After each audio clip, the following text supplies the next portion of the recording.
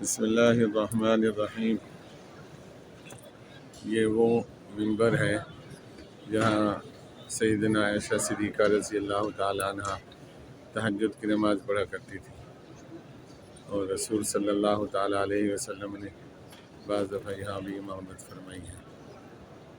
اسی طرح یہ سامنے منبر رسول ہے جہاں رسول پاک صلی اللہ تعالیٰ علیہ وسلم جمعے کا خطبہ دیا کرتے تھے۔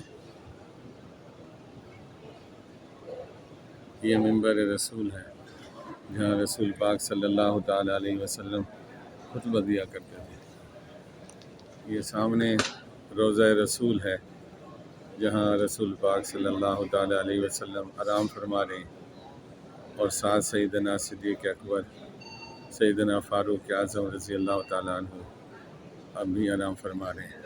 روضہ اور منبر کے درمیان یہ ریاض الجنہ ہے، جس کے بارے میں رسول پاک صلی اللہ تعالیٰ علیہ وسلم نے فرمایا ہے کہ یہ جنت کی جگہ ہے۔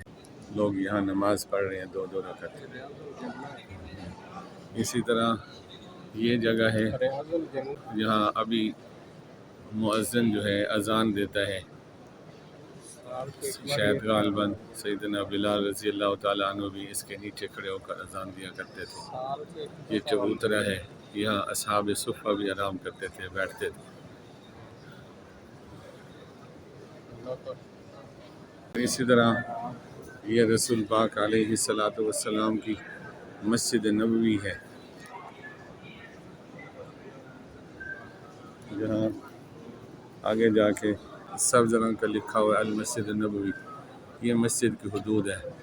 ایک پلر یہ ہے، دوسرا پلر یہ ہے کہ یہ مسجد نبوی کے اصل میں یہ جگہ تھی مسجد نبوی کی، اور یہ جو ہے آخر تک ہے۔